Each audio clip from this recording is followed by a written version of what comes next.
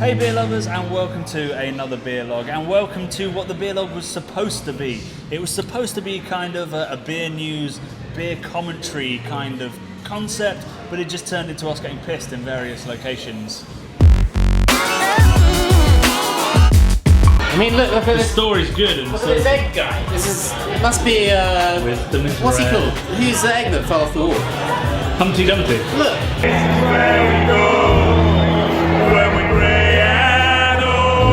Which I guess is fine. It's fine, come on, I enjoy it. It's great.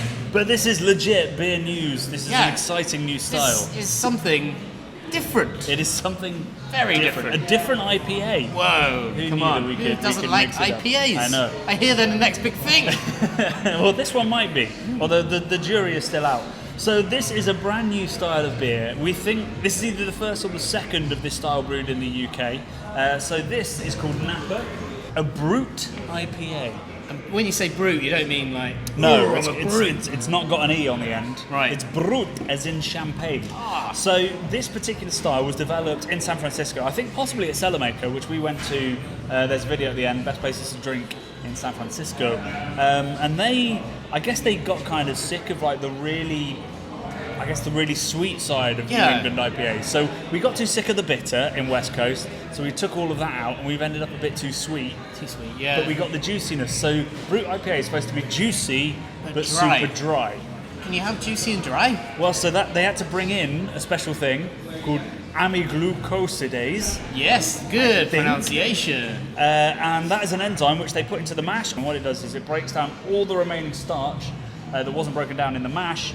It breaks it down into edible sugar for the yeast. Wow. So what you end all up with gets is absolutely no sugar, or even negative Plato. So Plato's one of the measurements of sugar in wort. I don't know how you have negative Plato, like no sugar, but I guess it's having a that's just me terrible not day. understanding it. It's like a really negative, Really depressed hungover. I think I've been below zero Plato on a couple of hangovers.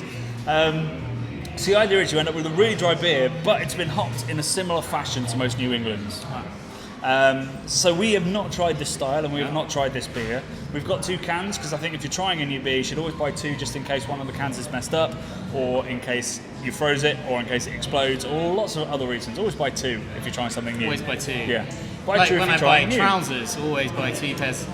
Buying a pair of jeans, Johnny. I always buy, It's a but mission. I know I like it by that point. Yeah. Yeah, you buy 2 jeans if you like them, because good Yeah. jeans are hard to find. Exactly. Anyway, this is a beer channel. So, this is Napa from Gipsy Hill. Let's give it a go. Let's do it. Gypsy Hill have good form in brewing the first kind of They beers. do. We like Gipsy Hill. like Gypsy We've brewed a first kind of beer with them. Exactly. We brewed, either us or Cloudwater brewed the first ever New England IPA in the UK.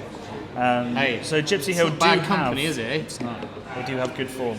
So the first thing you'll notice is that is almost completely clear. It's back to the West Coast slight hop haze Yeah, I'm getting a little bit of haze. kind of thing.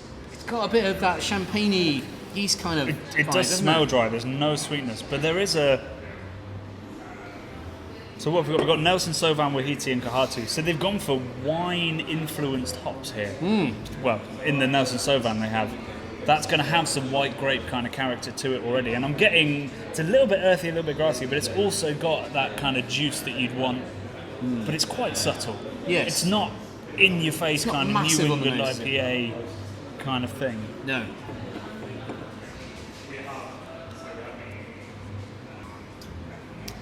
It's bang dry though, isn't it? That is very dry. I'm not quite sure what to make of it. So when we talk about brewing lagers, you talk about there being nowhere to hide. Yeah. That is what also true of the Brut IPA style. So I've already picked up some tiny little flaws in there that are coming from the fact that if that was a New England IPA, there's no way you'd pick up on that slight astringency. Yes. There's so much going on, whereas there, you're going to have to nail these brews. I don't know, it's clean, isn't it? All the way So through. clean. It's like crisp, clean, almost like an amazing lager might be that crisp and clean. Yeah, it's definitely got a lot in common with a really dry, like a German Pilsner, like the really lightly malted, lightly hop, dead clean beers. But Pilsners are like, a German Pilsner is probably between 3.8 and 4.5, I guess. Yeah. This is 6.3. 6.3, but it drinks so clean, so quick. There's no bitterness, but it's just gone. Yeah. There's no residual anything there. No. I mean, you wouldn't be out of place terribly drinking this out of a champagne flute, really, would you? No. I think it would help because it's highly carbonated as well. I think it would be great from a champagne. I think it could be like a great gateway beer from people that enjoy wine, especially white wines and champagne in particular. Or lager drinkers as well. If you go try something really hot, like usually if you try to make somebody who loves lager or the less good lagers, if you try to make them drink something hoppy, they're like, whoa, that's too much. Yeah, it's too much. But actually, there's no bitterness. There's no kind of muddy kind of hop flavour to it. It's just all aroma, and then it's just a quick slide down. There's no like dank, funky vibes going on at all. It's dead clean. It's a very weird sensation for me to smell something that hoppy and then have no kind of. It's not even that. I mean, it smells a little bit tropical, but there's no like kind of juicy, fruity. No, which I think is a slight disappointment. I was expecting the juicy aroma, but just like clean, glorious, clean, not even lager, lighter than lager kind of body to it. So the claim is a sparkling wine of an IPA. I don't think it's too far out. No, it's pretty close. I think Gipsy Hill, when they make another version, they'll want that finish a tiny bit cleaner. I'd ramp up a little bit of bitterness, just the tiniest bit, and maybe ramp up the carbonation a tiny bit more, and the aroma just a little bit more cold side hop, a little bit more cleanliness on the finish.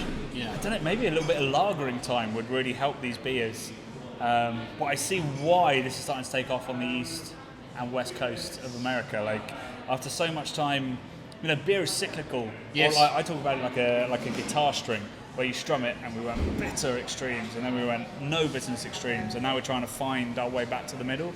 And this is kind of a start on that. Yeah, and dryness is the sort of thing I don't really associate with lots of craft beers either. So Saison is probably the only sort of style that's been taken on by modern people and remained dry. Yeah. Otherwise, we've tried to add the fruitiness now.